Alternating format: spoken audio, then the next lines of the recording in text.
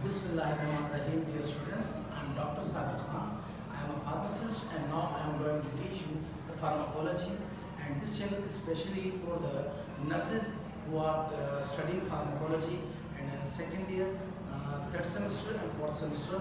So पहले आज का जो हमारा टॉपिक है उसमें हम फार्माकोलॉजी का ब्रीफ इंट्रोडक्शन करेंगे। तो सबसे पहले चलिए हम अपने आज के लेसन को, आज के टॉपिक को स्टार्ट करते हैं। सो डियर स्टूडेंट्स, आज जो हमारे पास टॉपिक है फार्माकोलॉजी का इंट्रोडक्शन। तो pharmacology is the combination of two words. The one word is pharmakon and the other word is logy. Pharmakon means drug और logy means study. So the study of drug is called pharmacology. Drug के बारे में knowledge इकट्ठी करना, मालूमात हासिल करना या पढ़ना, ये हमारे पास कहलाता है pharmacology. So the study of drug is pharmacology. अब ड्रग क्या है? और ड्रग कोई भी ऐसी सब्सटेंस केमिकल सब्सटेंस जो हमारे फिजियोलॉजी को कन्वर्ट करे, मतलब जो हमारी बॉडी का नॉर्मल हिस्सा नहीं हो, और व्हेन हमारी बॉडी की फिजियोलॉजी डिस्टर्ब हो, पैथोलॉजी में कन्वर्ट हो गई हो और उसको हम यूज़ करें तो वो उस पैथोलॉजी को वापस जो है फिजियोलॉजी में कन्वर्ट करे, दिस इज कॉल्ड ड्रग। मतलब नॉर्मली होता ये है कि हम ड्रग का इस्तेमाल कब करते हैं? जब हमें कोई डिजीज़ होती है, तो डिजीज़ कंडीशन को हम कहते हैं पैथोलॉजी। तो ड्रग क्या करती है कि वो उस डिजीज़ कंडीशन को वापस नॉर्मलाइजेशन की तरफ लाती है, नॉर्मल करती है। सो इसलिए हम कहते हैं कि हर वो सब्सटेंस, केमिकल सब्सटेंस जो आपकी पैथोलॉजी को वापस फिजियोलॉजी में कन्वर्ट करे, दिस इज कॉल्ड ड्रग। अब फार्माकोलॉजी के ड्रग के बारे में और मेडिसिन के बारे में भी हम जरा क्लियर करें। ड्रग जो है, ड्रग किसे कहते हैं? ड्रग हम कहते हैं हर उस केमिकल को जो क्रूड फॉर्म में हो, जो फिनिश प्रोडक्ट ना हो। मिसाल के तौर पर क्रूड फॉर्म का मतलब क्या है कि कोई भी केमिकल हो, ठीक है, कोई भी केमिकल हो, जड़ी बूटी हो या इस तरह की कोई चीज़ हो, तो उसे हम कहते हैं ड्रग। और जब वो फाइनल प्रोडक्ट में, फिनिश फॉर्म में, उससे टैबलेट बन जाए, कैप्सूल बन जाए, सिरप बन जाए, सस्पेंशन बन जाए, तो वो हमारे पास मेडिसिन कहलाती है, फिनिश प्रोडक्ट। अब किसी भी मेडिसिन के अंदर या ड्रग के अंदर दो चीज़ें, मेडिसिन के अंदर दो चीज़ें होती हैं। Number one is API। API means active pharmaceutical ingredient, और दूसरा होता है एक्सिपिएंट। एक्सिपिएंट और API, एक्टिव फार्मास्यूटिकल इंग्रेडिएंट, का डिफरेंस मैं आपको समझाने लगा हूँ। फॉर एग्जाम्पल मैं पेनाडोल टैबलेट बना रहा हूँ, तो पेनाडोल टैबलेट में जो पैरासीटामोल है ना, वो paracetamol basically active pharmaceutical ingredient है। और इस टैबलेट को बनाने के लिए पैरासीटामोल के अलावा जितनी भी बाकी चीज़ें मैं यूज़ कर रहा हूँ वो इनर्ट होती हैं, उनका इस ड्रग के साथ कोई केमिकल रिएक्शन नहीं होता, और उसे हम कहते हैं excipient. Excipient of inert products, वो इनर्ट होती है, इनका ड्रग के साथ कोई भी इंटरेक्शन, कोई भी रिएक्शन नहीं होता है, इनर्ट होती है, ये किसी भी किस्म का कोई भी केमिकल रिएक्शन नहीं कर सकते। सो ड्रग मेडिसिन के अंदर दो चीज़ें होती हैं, API, active pharmaceutical ingredient. It means that कि वो केमिकल जिससे वो ड्रग बनाई जा रही है, फॉर एग्जांपल पैरासीटामोल हो गया या आइबुप्रोफेन हो गया, इस तरह की और जितनी भी हमारे पास APIs हैं। और एक्सिपिएंट क्या है? इनर्ट प्रोडक्ट्स होती हैं, इनर्ट होती हैं, ये हमें डोजेज फॉर्म बनाने में मदद करती है। फॉर एग्जांपल टैबलेट बनाने में मदद करती है, सिरप बनाने में मदद करती है, सस्पेंशन बनाने में मदद करती है, और जो भी हमारे पास फिनिश फॉर्म बनाने में मदद करती है ना, वो हमारे पास एक्सिपिएंट कहलाती है। सो हमने पढ़ा कि भाई फार्माकोलॉजी क्या है, ड्रग क्या है, ड्रग के बाद मेडिसिन क्या है, मेडिसिन कैसे बनती है, किन चीज़ों से बनती है, वो भी हमने डिस्कस कर लिया। अब हम आगे बढ़ते हैं फार्माकोलॉजी की दो मेन ब्रांचेस की तरफ। एक ये pharmacokinetics and the other one is pharmacodynamics. Pharmacokinetics किसे कहते हैं?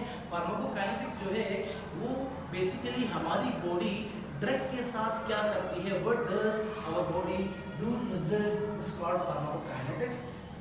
फॉर एग्जांपल, मिसाल के तौर पर जब हम ड्रग खाते हैं तो ड्रग हमारी बॉडी में जाती है, वो सबसे पहले एडमिनिस्टर होती है, एडमिनिस्ट्रेशन होती है उसकी, हम बॉडी को ड्रग में ले जाते हैं, फिर डिस्ट्रीब्यूशन होती है हमारी बॉडी में, स्टमक में जाने के बाद वो क्या होती है, डिस्ट्रीब्यूट होती है ड्रग ब्रेक होती है, ब्रेक होने के बाद हमारे ब्लड स्ट्रीम में शामिल होकर डिस्ट्रीब्यूट होती है। The another one is metabolism metabolise होती है ड्रग अपने इस्तेमाल के बाद जो है वो मेटाबोलाइज होती है, और मेटाबोलाइज होने के बाद जब वो अपना फंक्शन परफॉर्म कर चुकी होती है, then the last one is excretion या एलिमिनेशन, वो एलिमिनेट होती है हमारी बॉडी से निकलती है। So this is the first कि भाई जो हमारी फार्माकोकाइनेटिक्स है, हमारी बॉडी ड्रग के साथ ये 4 प्रोसेसेस करती है कि सबसे पहले ड्रग एडमिनिस्टर होती है, फिर वो एडमिनिस्ट्रेशन के बाद वो डिस्ट्रीब्यूट होती है, डिस्ट्रीब्यूट होने के बाद मेटाबोलाइज होती है, और मेटाबोलाइज होने के बाद एलिमिनेशन होती है इसकी। सो this is called pharmacokinetics. And dynamics क्या है कि हमारी जो ड्रग है वो बॉडी के साथ क्या करता है। फॉर एग्जांपल ड्रग जो है वो बॉडी के ऊपर जो कोई इफेक्ट प्रोड्यूस करता है, फॉर एग्जांपल आपने एंटीपायरेटिक ड्रग ली जो फीवर के लिए यूज होती है, बुखार के लिए यूज होती है, तो उस ड्रग ने क्या किया कि उसने बुखार को कम किया। सो दिस इज फार्माकोडायनामिक्स के ड्रग बॉडी के साथ क्या करती है। अब यहाँ पे 2 चीज़ें जो है वो बड़ी जो लास्ट 2 चीज़ें आज के इस लेक्चर में आपको बताने जा रहा हूँ। उसमें पहली चीज़ हमारे पास है कि भाई थेराप्यूटिक इंडेक्स।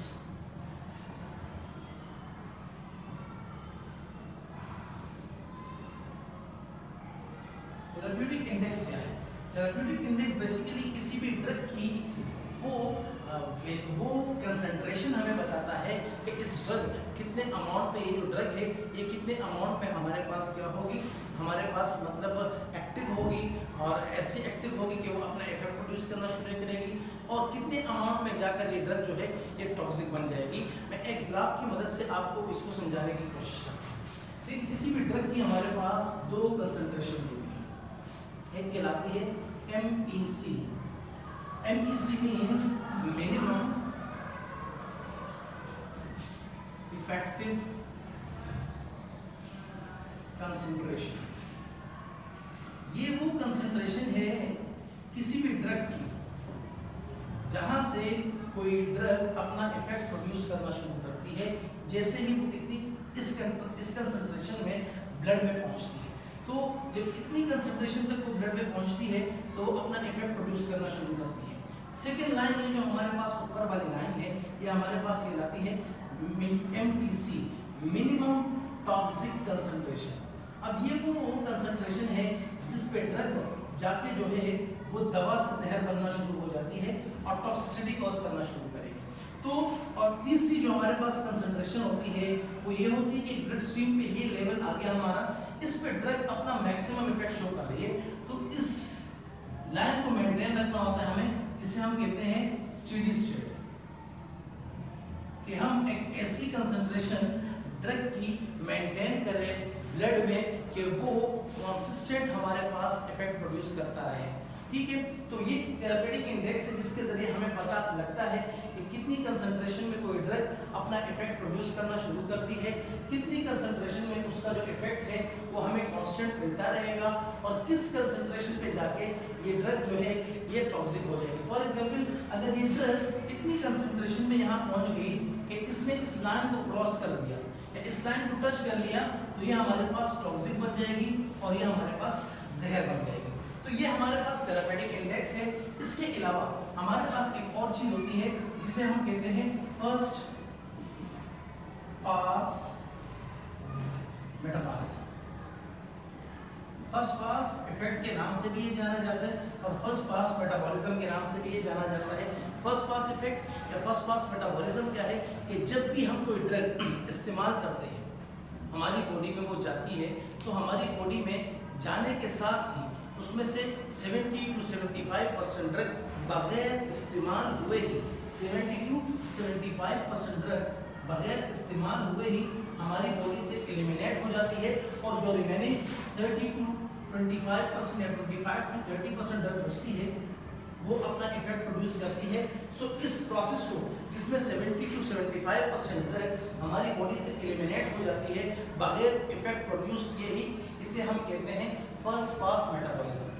क्या कहते हैं? फर्स्ट पास मेटाबॉलिज्म, जिसमें हमारी बॉडी का जो ड्रग है 70 to 75% विदाउट यूज ही, इस्तेमाल हुए बगैर ही वो चला जाता है, और इसे हम कहते हैं फर्स्ट पास मेटाबॉलिज्म। और रिमेनिंग जो ड्रग बच जाती है वो 25 to 30% ड्रग जो है वो अपना इफेक्ट प्रोड्यूस करती है। इसके अलावा